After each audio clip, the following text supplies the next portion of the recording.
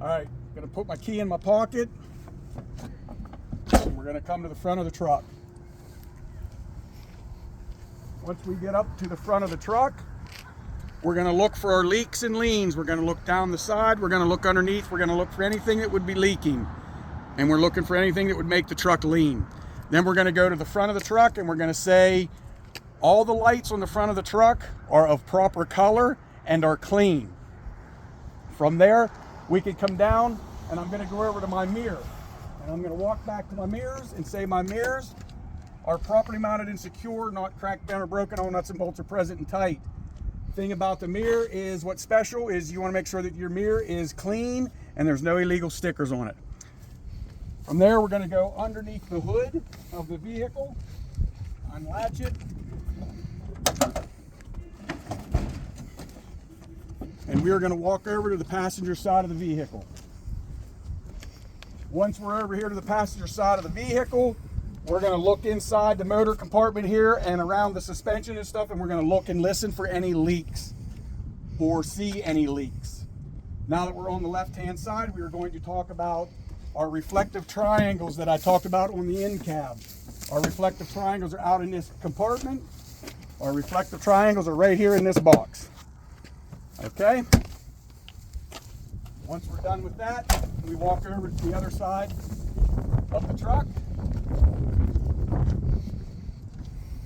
and we start talking about our components. So the first component I'm going to is my coolant reservoir. Our coolant reservoir is properly mounted and secure, not cracked, bent, or broken. All nuts and bolts are present and tight. What are some special things about the coolant reservoir that I have to look for? I want to make sure that the coolant is of proper level. I want to make sure that the cap is hand tight, and I also want to make sure that the coolant tank itself is not leaking.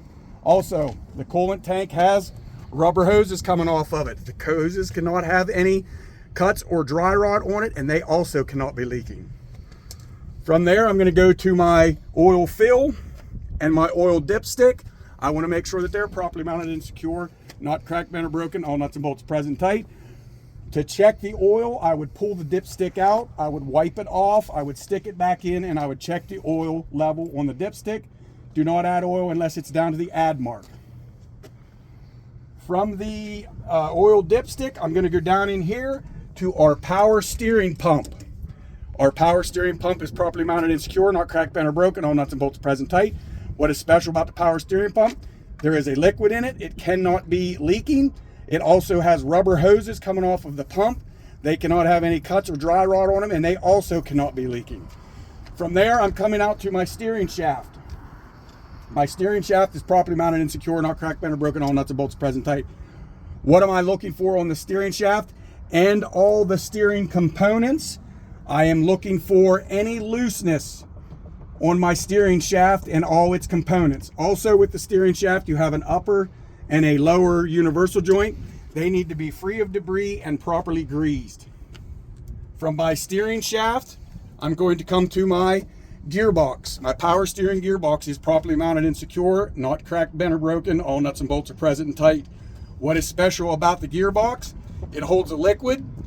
It can't be leaking. It has rubber lines coming to it. They also cannot have any abrasions, cuts, or dry rot on them, and they also can't be leaking. From my gearbox, I'm going to go to my power steering reservoir. It is properly mounted and secure, not cracked, bent, or broken. All nuts and bolts are present and tight.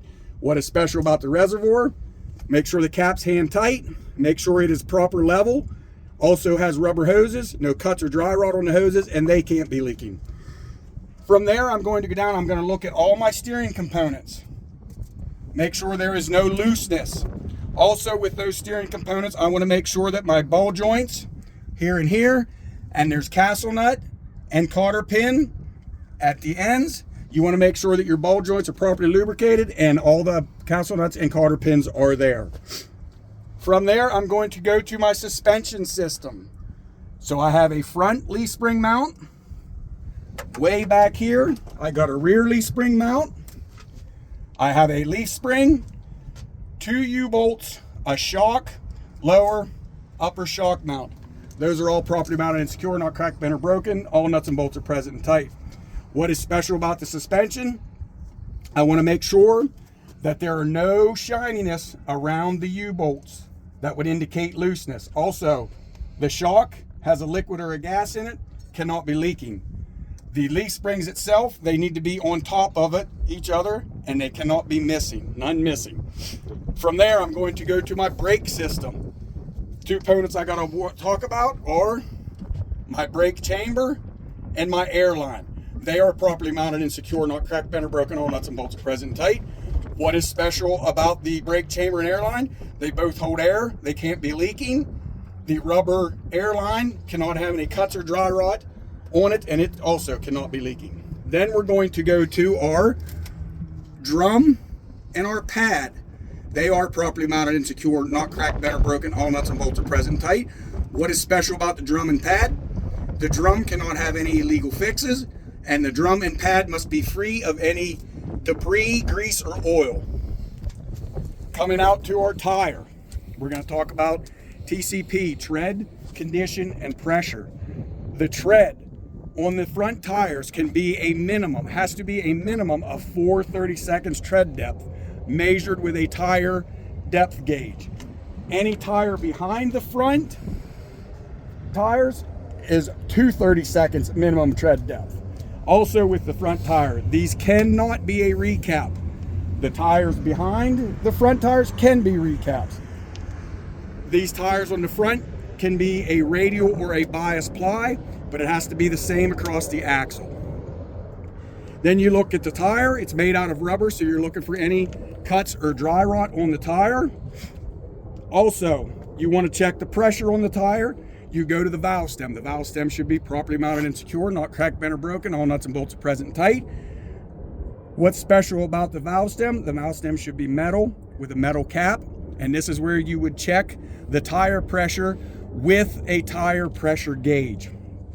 Now moving on to the rim or the wheel of the truck. The wheel is properly mounted and secure, not cracked, bent, or broken. All nuts and bolts are present tight. What's special about the wheel? Your wheel cannot have any cracks in it. There can be no fixes on the wheel, no welds. Also from the wheel, you want to come to your lug nut and your lug stud. Your lug nut and your lug stud should be properly mounted and secure, not cracked, bent, or broken. All nuts and bolts are present and tight. What's special about the lug nut and stud? You want to make sure there are no shiny marks behind the lug nut. You cannot see any of the hole behind the lug nut, and there are no rush trails, which all would indicate looseness. Okay, moving down the side of the truck. I'm going to look at the side of the truck, and I'm going to look at all the lights on the side of the truck. All the lights on the side of the truck should be of proper color and should be clean. Moving from my lights, if I did not do my mirror on that side, I can do my mirror on this side again, properly mounted and secure, not cracked, bent, or broken. All nuts and bolts are present and tight. Special about the mirror, you want clean mirror and you don't want any illegal stickers. Coming back to here, we're going to go to our battery box, our batteries. They are properly mounted and secure, not cracked, bent, or broken. All nuts and bolts are present tight. What is special about the batteries? They hold a liquid, they cannot be leaking. There is connections to the battery. They need to be tight, and there are no illegal fixes on the wires of the battery and no corrosion. Then we move to our DEF tank. It is properly mounted and secure, not cracked, bent, or broken. All nuts and bolts are present and tight. What is special about the DEF tank? It has a cap, needs to be hand tight. It holds a liquid, it cannot be leaking, and there's rubber lines coming off the bottom of the tank. They also cannot be leaking because they're made out of rubber, so no cuts or dry rot. Moving down to our fuel tank. Just like the DEF tank, the fuel tank is properly mounted and secure, not cracked, bent, or broken. All nuts and bolts are present and tight. What is special about the fuel tank? Holds a liquid, it cannot be leaking. It has a cap, the cap has to be hand tight.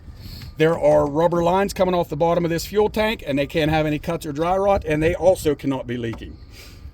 Moving back, we're going to come in here to our frame and our cross members. The whole frame and all the cross members. They should be properly mounted and secure, not cracked, bent, or broken. All nuts and bolts are present tight. What is special about the frame and cross members? You cannot weld or drill any holes in this frame. From our frame and cross members, we're going to go to our glad hands. We're going to take one off, talk about the glad hand and the hose. They are both properly mounted and secure, not cracked, bent, or broken. All nuts and bolts are present and tight. What is special about the glad hand? You want to look inside the hole to make sure that there is no debris in the hole on that side or up on that side right there. You also want to make sure you look at the airline itself. It's made out of rubber, so it cannot have any cuts or dry rot, and it cannot be leaking. Okay, I checked this side. I would also check that side. Put the glad hands up. All right, then I'm going to go to my electrical line. Same thing, properly mounted and secure, not cracked, bent, or broken, all nuts and bolts present tight. What is special about the electrical line? No illegal fixes on the electrical line, no bare wires. You're going to pull your electrical line out. You're going to look to make sure no broken off pins. You're also going to look up inside to make sure that there are no broken off pins or any debris in there. Also, when you put the electrical line in, you want to make sure that the latch holds it in place. All right. As I'm standing here, I'm going to tell the examiner, I'm going to look over my suspension, my brakes, my tires, and my wheels. As I'm staying here, I'm just going to give them a quick glance over. All right, moving down, we're going to come down to our before we move on to that, talk about the hoses. Also, the hoses, you cannot have them dragging on the catwalk. They must be off the catwalk. All right, coming down, we're going to go to our fifth wheel. There's 11 parts on the fifth wheel that I mentioned. I break them down 4, 3, 4. All right, so the first part is this rail right here. That is called your mounting rail. All right, and these bolts right here, mounting rail bolts.